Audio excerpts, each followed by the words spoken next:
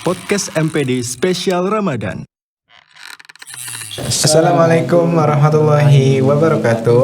Halo, apa kabar teman-teman listener semuanya? Balik lagi di podcast MPD Spesial Ramadan. Podcast MPD Spesial Ramadan. Kalau disingkat itu PMSR. Nggak penting juga sih sebenarnya. Ini terasanya Iya, jadi sebenarnya nggak penting juga. Oke, ini teman-teman, seperti biasa di podcast MPD Spesial Ramadan telah membersamai saya. Di sisi kiri ada Mas Ibnu. Ya, terima kasih Mas Dimas. Betul sekali. Apa kabar Mas Ibnu nih? Masih semangat nih puasanya? Masih semangat. Sudah inilah. Sudah mendekati final ya. Benar-benar.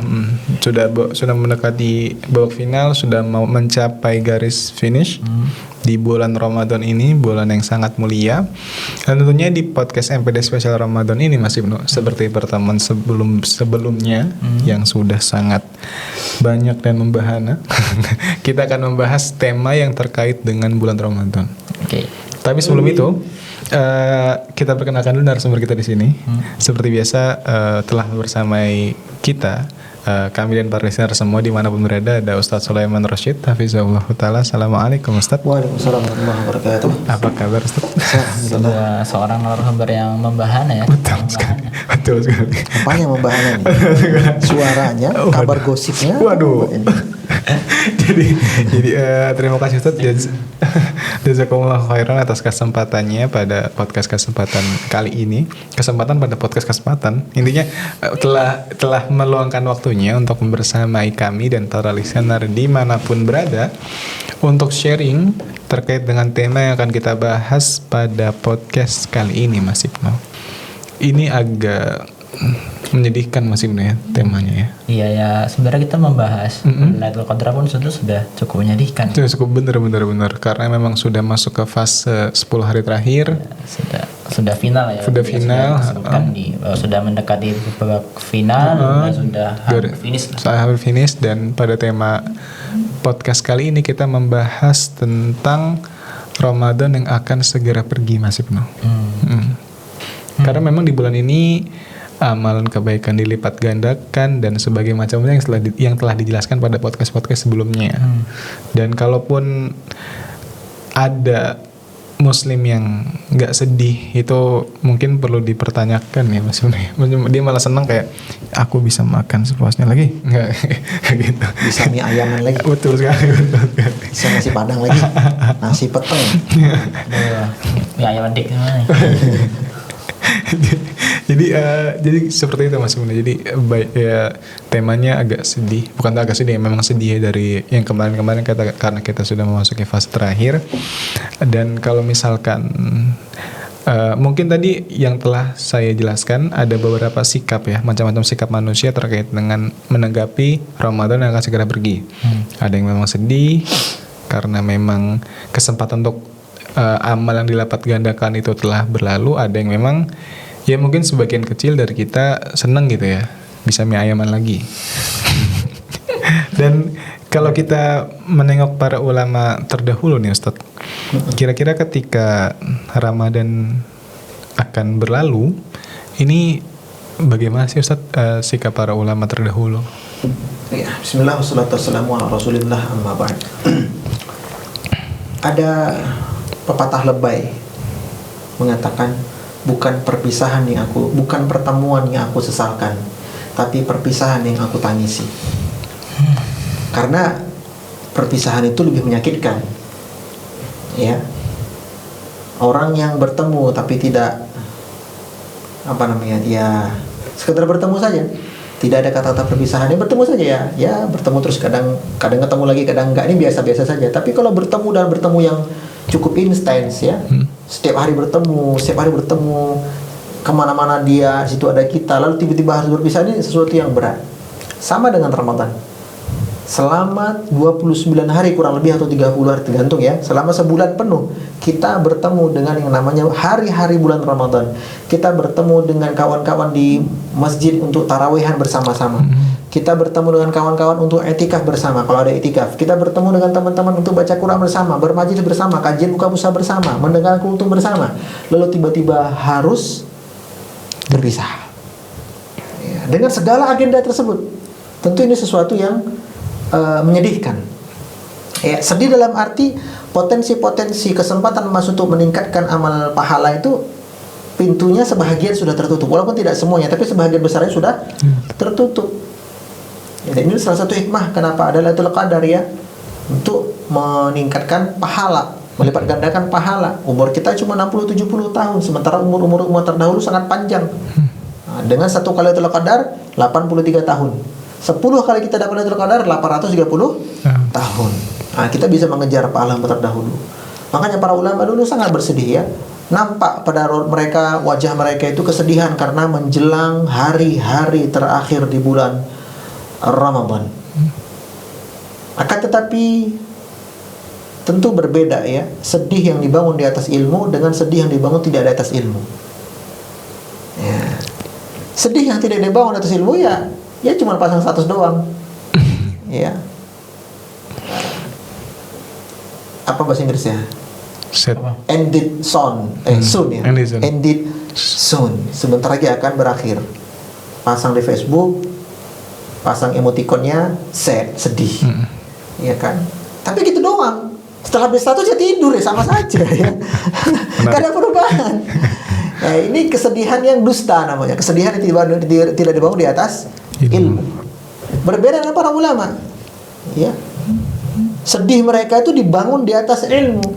Sehingga semakin mendekati babak-babak akhir Ramadan, maka urusan-urusan dunia mereka tuh mereka lepas, mereka tinggalkan. Mereka berfokus kepada urusan akhirat mereka. Yang tadinya khatam Quran 3 hari sekali menjadi setiap hari. Wah, ini luar biasa. Gimana coba bacanya itu? Ya, dari mulai habis subuh sampai zuhur. Habis zuhur tidur sejenak, kemudian lanjut baca Quran habis asar. Habis asar sampai menjelang berbuka puasa. Habis sholat maghrib sampai menjelang sholat isya. Sholat isya baca Quran sampai tengah malam. Istirahat 2-3 jam, lanjut lagi sepertiga malam terakhir baca Quran lagi. Nah, maka dia bisa khatam satu malam itu satu Al-Quran. Dan bacanya ya tentu nggak banyak vibrasinya, enggak. Ya, baca Qurannya ya datar. Baca Qurannya datar.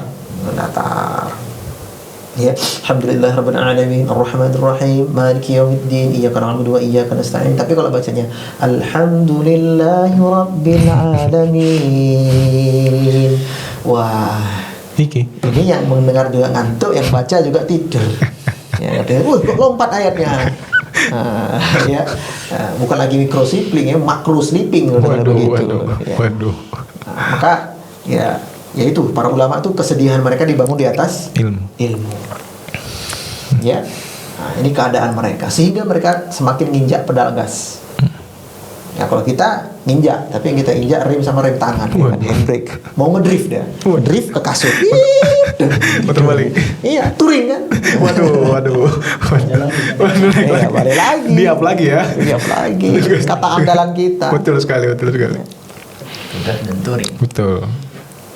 Sebenarnya sama ya, ketika orang mau berpisah dengan kematian, maka pelaku maksiat yang memang sudah parah kemaksiatannya, sebelum mati gue pengen zina dulu deh dengan si fulanah itu, karena semua wanita sudah zina yang saya kenal, tinggal yang itu kesedihan mereka tidak dibangun di atas ilmu, bahkan dibangun di atas apa? Syahwat. Ada pun para ulama ketika mendekati ujung-ujung kehidupan mereka beribadah sebagaimana kisah Imam Abu Hanifah. Abu Hanifah itu ketika menjelang wafatnya, ya beliau kan dijadikan kerja paksa ya, karena tidak mau diangkat menjadi hakim, tidak mau diangkat menjadi qadhi. Beliau dijadikan pekerja kuli. Supaya apa? Supaya beliau mau merubah pendirian. Tapi tetap Abu Hanifah mengatakan saya tidak mau menjabat. Hingga kemudian di akhir-akhir hari hidupnya, ya beliau hendak mengangkat batu seteruayat ya untuk ya tukang gitu ya. Beliau gak kuat. Dan beliau merasa this is maybe my last time. Kalau pemabuk mintanya apa? Nambah. Iya kan. For Cutterbank dong 1880 ya kan. Anggur 1880 udah bukan lagi expired. Ya.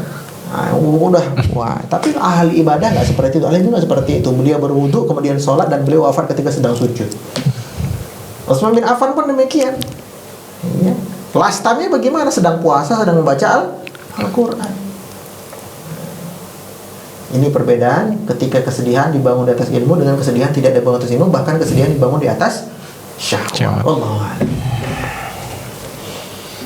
Jadi para ulama dulu itu ini ya sedih ya, sangat sedihnya benar-benar sedih dan dia dengan dasar ilmu. Benar-benar. Bukan karena tren. Nggak ikut-ikutan tuh. Kalau gua nggak bikin status sedih nanti orang-orang bilang gua gini. Iya, jadi buat le ya. Buat satu start, abis itu tidur ya. Abis itu tugas, abis itu tugas teman-teman. Abis itu tugas. Terima kasih. Nauzubillah min dzalik. Kemudian begini Ustaz. Mungkin bagi ada saran buat kami nih ya. Benar. Kami, atau mungkin para listener yang merasa ya tadi belum terlambat sih ya, hampir terlambat karena itu sudah masuk ke babak final, sudah di 10 hari terakhir. Nah, apakah masih bisa mengejar atau memperbaiki yang sudah berlalu? Misalkan 20 hari sebelumnya itu apakah masih bisa diperbaiki dengan cara apa gitu yang bisa dilakukan di 10 hari terakhir? Karena mungkin baik. Sebagaimana pernah kita bahas, ibadah itu kan Allah umpamakan dengan perlombaan ya. Sebuah tim yang menang di babak awal tapi mainnya jelek terus. Di babak final biasanya pelatihnya akan marah-marah atau udah jelek aja kali main, menang juga atau nanti tidak kan? Pelatih akan berkata apa? Kelemahan kalian di sini, kelemahan kan di sini. Kamu back tetap jaga ketat tuh pemain depannya. Ya, kamu back sayap. Ketika nyerang jangan lupa bertahan. Ketika bertahan jangan lupa nyerang. Iya kan? Kamu penyerang, ketika nyerang jangan lupa makan. Oh enggak. Waduh. Ya. Artinya apa? Semakin dimotivasi. Jadi pelatih tidak mengatakan, udahlah kan memang dah jelek main kalian itu, mau menang mau kalah sama aja jelek kalian, tidak kan? Ini pelatih mungkin habis dimarahin istrinya, begitu dia jadi. Tapi kalau pelatih yang baik, dia akan memotivasi. Dia akan memutar misalnya video-video motivasi, ya kan, dari para motivator yang nggak pernah main bola, ya. Yang penting kan isinya motivasi, ya kan? Yang penting isinya motivasi. Nah, sebenarnya hal ini sama bisa kita terapkan ketika memasuki babak akhir final di bulan Ramadan ini. Gimana caranya supaya menggerakkan kembali? Ya kita memotivasi diri kita. Dengan cara apa? Mengambil waktu sejenak 10 menit, setengah jam mencari video-video motivasi. Misal dari video dari ustaz-ustaz kita, ya Ustaz Nuzul Zikri, kemudian Ustaz Afifi Abdul Wadud, ya, Ustaz Ahmad Zainuddin Al-Banjari, dan ustaz-ustaz yang lain yang tidak bisa kita bahas persatu di sini. Coba simak mereka. Ya, bagaimana cara menutupi aib-aib kita, mengurangi kesalahan kita di awal-awal bulan Ramadan, ya. Jadi kita sendiri yang motivasi, nggak bisa. Musuh terberat kita kan diri sendiri, ya. Musuh terberat kita adalah diri sendiri. Ya, dipikir. Jadi masih ada kesempatan. Belum terlambat. Belum terlambat Mas. Benar. Jadi ya intinya kalaupun kehilangan momentum itu segera dikejar ya. Kalau udah retak tuh jangan dipecahin tapi dilem. Ya. Dan ya menariknya tadi dia sadar kalau dia tuh merasa kehilangan momentum. Benar. Yang sulit kan dia tidak merasa kehilangan. Dia pokoknya gas-gas aja, Gue minta flow aja. Pokoknya ajar terus sampai akhir Ramadan tiba-tiba udah takbiran aja mau jadi sebelah kan kaget. Terus tadi juga disebutkan bahwa ya motivasi benar. itu perlu. Walaupun ya ini tadi sebenarnya motivasi paling kuat itu kan berasal dari diri sendiri. Benar. Karena walaupun sekuat apapun motivasi dari eksternal, kalau diri sendirinya tidak bisa dikalahkan, tadi seperti kata Ustaz Rasid bahwa musuh terbesar kita adalah diri sendiri. Kita tidak bisa memotivasi internal kita tidak bisa mendorong kita berbuat, sulit juga. Jadi seperti itu. Jadi intinya kembali ke diri sendiri Mas Ibnu ya. Jadi bagaimana memotivasi dan ya intinya supaya diri ini tergerak lagi untuk melakukan amal ibadah supaya ya diperbaikilah. Mumpung masih bisa ngejar di 10 hari terakhir gitu Mas Ibnu ya. Mumpung masih ada 10 hari ya? Benar. Dan kita jeda dulu Mas Ibnu ya. Jadi setelah jeda kita akan bertanya kepada Ustadz Sulaiman Rasyid terkait dengan ini sebenarnya mengandung spoiler nih Mas Ibnu terkait dengan video selanjutnya. Jadi kita akan bertanya kepada Ustadz Sulaiman Rasyid terkait dengan kira-kira karena Ramadan akan segera pergi, kira-kira ada nggak sih mungkin sedikit istilahnya tuh apa ya? Kalau mau ujian tuh ada Kisi-kisi. kisi-kisinya ya. Jadi kayak dikasih kisi-kisi terkait dengan gimana caranya supaya amalan yang kita lakukan di bulan Ramadan itu diterima. Tapi setelah jeda yang satu ini jangan kemana-mana, tetap di podcast MPD Spesial Ramadan. Assalamualaikum warahmatullahi wabarakatuh. Balik lagi di podcast MPD Spesial Ramadan sesi kedua. Masih dibersamai oleh guru kita semua, beliau Al-Ustaz Sulaiman Rasyid Hafizahullah Ta'ala, yang membahas temanya apa Mas Ibnu? Membahas tentang Ramadan. belajar, Iya, Ramadan yang akan segera berakhir. ya Ramadan yang akan segera berakhir. Benar sekali, Ramadan akan Akan segera pergi. Ibarat kata, ya intinya udah mau pamit lah gitu Mas Ibnu ya. Ya udah ada tamu datang, tamu yang sangat istimewa. Betul sekali. Kalau misalkan ada tamu tersebut, saya tuh kayak Semangat lah gitu. semangat, Bener. Tapi sekarang sudah mau pulang gitu. Iya, terus sekali. Jadi Meninggalkan kita. betul lah. Ya sedih lah ya seperti itu Mas Ibnu ya. Tapi sedih. Ngerepotin ya. Iya. Waduh, itu agak berat itu. Itu agak berat. Itu dikasih tempat tinggal, mintanya yang lain-lain. Oke. Katanya rumah. Betul. Oke, anyway, kita lanjut ke tadi. Sebelum jeda kita telah memberikan pertanyaan kepada Ustaz Sulaiman Rasyid, Mas Ibnu, terkait dengan mungkin dikasih sedikit kisi-kisi nih Ustaz, terkait dengan gimana sih ini kan Ramadan udah segera berakhir, udah mau segera pamit. Mungkin bisa dijelasin supaya teman-teman yang kehilangan ataupun nggak kehilangan momentum itu, biar amalan yang mereka lakukan itu nggak sia-sia gitu Ustaz. Jadi kayak judul kajian itu, biar tidak sia-sia. Nggak, jadi biar amalannya itu biar amalannya itu diterima lah Ustaz oleh Allah Subhanahu Wa Taala. Iya, taib. Ini tipe hamba yang sadar diri ya. Dia tahu amalannya banyak kurangnya, dia tahu amalannya banyak bocornya, dia tahu amalannya banyak minus-minusnya. Namun di saat bersamaan dia berharap tentunya amal diterima. Ini sifat yang bagus. Dia menggabungkan antara khauf dengan roja. Ya, khaufnya itu apa? Ya dia takut ini amal gue memang nggak ada apa-apanya dibandingkan dengan apa yang dilakukan oleh para ulama dahulu. Tapi di saat bersamaan ya dia roja, dia berharap supaya amalnya ini diterima oleh Allah. Karena khauf dan roja itu ibarat dua sayap burung ya. Burung kalau terbang dengan satu sayap dia nggak bisa terbang. Ya, Mayday, SOS. Sayap kanan mati, engine kiri rusak. Maka khauf dan roja adalah ibarat dua sayap burung. Menggabungkan antara dua hal ini termasuk diantara kesempurnaan ibadah seseorang. Maka dengan dia merasa percaya sudah cukup sebenarnya. Dan itu sudah cukup ya, bukan sempurna tapi sudah mendingan. Ya. Nah, dia merasa kurang dengan ibadahnya, di saat bersama dia berharap lah. Ya walaupun dengan kurang, mudah-mudahan Allah masih menerima ibadah saya. Yang kedua, ya tentu supaya ibadahnya yang banyak kurang tadi diterima oleh Allah Subhanahu Wa Taala, jangan pula udah ibadahnya kurang tapi ujubnya nggak ketulungan. Nah, dalam arti begini, udah ibadahnya kurang tapi update-annya wah, ya alhamdulillah nih udah 5 lembar Al-Quran. Selama 20 hari baru 5 lembar, lu ngapain aja Tom? Misalnya begitu kan. Akhirnya ada yang ngegas sama dia kan. Dia balik lah, masih penting gua baca ya kan. Akhirnya malah gelut. Emosi. Iya, makanya kalau udah memang kurang ya nggak usah ngegaya gitu ya, nggak usah ujub juga, nggak usah di publish. Kalau udah kurang ya udah sadari aja kurang.